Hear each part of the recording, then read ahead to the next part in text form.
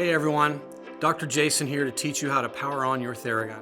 If you have a Pro or an Elite, there are multiple ways you can start them, but the easiest is by simply pressing the power button in the middle of the direction pad for 2 seconds, which will activate the device directly into the usage mode and at a maximum speed of 2400 percussions per minute.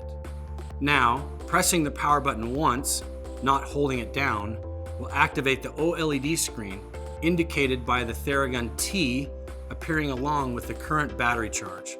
This screen being activated will also activate the Bluetooth connectivity, as well as allow you to toggle through your established treatment presets that are stored in the device. From here, you can start your percussive therapy and activate the motor, which will initiate the device and start you at a base 1750 percussions per minute setting. From here, you can toggle up on the direction pad to add frequency, which will elevate the intensity up to the maximum 2400 percussions per minute. Try this out for yourself and determine which method works best for you.